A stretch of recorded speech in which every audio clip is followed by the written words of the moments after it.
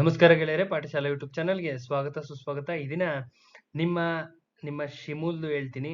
ಶಿಮೂಲು ದಯವಿಟ್ಟು ಓದ್ಕೊಳ್ಳಿ. ದಯವಿಟ್ಟು ಶಿಮೂಲ್ ಕ್ಲಿಯರ್ ಆಗಿ ಹೇಳ್ತಾ ಇದ್ದೀನಿ. 1 ಮಂತ್ ಗ್ಯಾಪ್ ಇರ್ಬೋದು, ಮೇ ಬಿ 1 ಮಂತ್ ಗ್ಯಾಪ್ ಇರ್ಬೋದು. ತಕ್ಷಣನೇ ಓದ್ಲಿಕ್ಕೆ ಸ್ಟಾರ್ಟ್ ಮಾಡ್ರಿ.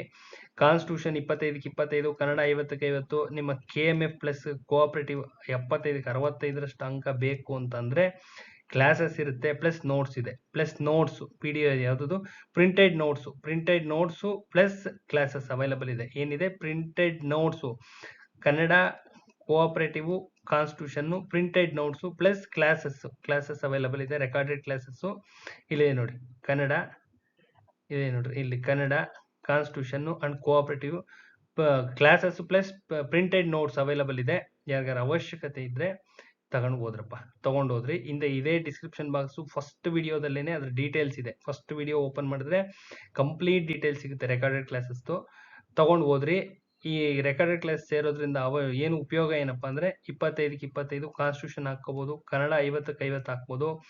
ಕನ್ನಡ ನಿಮ್ಮ ಯಾವ್ದಿದು KMF ಕೋಆಪರೇಟಿವ್ KMF 65 75ಗೆ 65 ವರೆಗೂ ಸ್ಕೋರ್ ಮಾಡ್ಕೋಬಹುದು.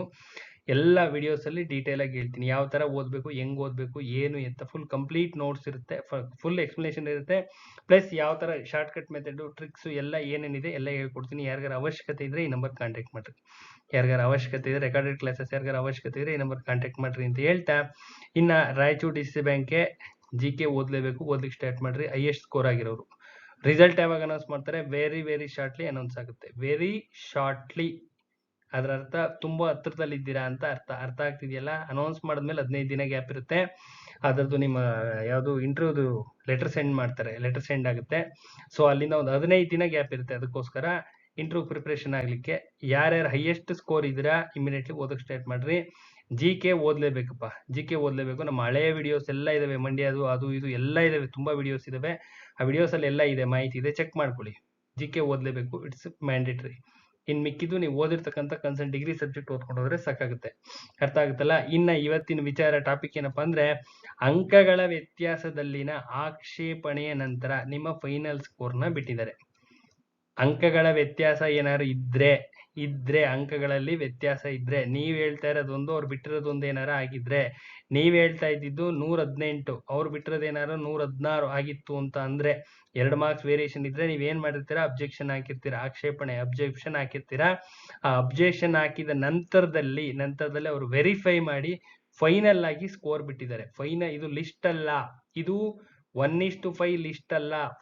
ನಿಮ್ಮ ಸ್ಕೋರು, ಫೈನಲ್ ಸ್ಕೋರ್ ಇಷ್ಟೇ. ನಿಮ್ಮ ಸ್ಕೋರು, ನಿಮ್ಮ ಅಂಕಗಳಲ್ಲಿನ ಆಕ್ಷೇಪಣೆಯ ನಂತರ ಯಾವುದೇ ಸ್ಕೋರು ಬದಲಾವಣೆ ಆಗಿದೆಯೋ ಬಿಟ್ಟಿದೆಯೋ ಅದನ್ನ ನೋಡ್ಕೊಳ್ಳಿಕ್ಕೆ ಅವಕಾಶ. ಅತ್ಯಂತ ಸ್ಪಷ್ಟವಾದ ಕನ್ನಡದಲ್ಲಿ ಹೇಳಿದೀನಿ, ಯಾವುದೇ ಕನ್ಫ್ಯೂಷನ್ಸ್ ಬೇಡ. ಅಂಕಗಳ ವ್ಯತ್ಯಾಸದಲ್ಲಿನ ಆಕ್ಷೇಪಣೆಯ ನಂತರ ನಿಮ್ಮ ಅಂತಿಮವಾದಂತ ಸ್ಕೋರ್ ಅನ್ನ ಬಿಟ್ಟಿದ್ದಾರೆ ಅಷ್ಟೇ. ಅಂತಿಮವಾಗಿ ನೀವು ಗಳಿಸಿರ್ತಕ್ಕಂಥ ಸ್ಕೋರ್ ಅನ್ನ ಬಿಟ್ಟಿದ್ದಾರೆ. ವೆಬ್ಸೈಟ್ ಅಲ್ಲಿ ಇದೆ, ದಯವಿಟ್ಟು ಚೆಕ್ ಮಾಡ್ಕೊಳ್ಳಿ. ಇನ್ನ 1:5 ಯಾವಾಗ ಬಿಡ್ತಾರೆ ಅಂದ್ರೆ ವೆರಿ ಶಾರ್ಟ್ಲಿ ಬಿಡ್ತಾರೆ. 1:5 ಯಾವಾಗ ಬಿಡ್ತಾರೆ? ವೆರಿ ಶಾರ್ಟ್ಲಿ ಬಿಡ್ತಾರೆ. ವೆರಿ ಶಾರ್ಟ್ಲಿ ಅನೌನ್ಸ್ ಆಗುತ್ತೆ. ಯಾವುದೇ ಕ್ಷಣದಲ್ಲಿ ಬೇಕಾದ್ರೂ ಅನೌನ್ಸ್ ಆಗ್ಬೋದು.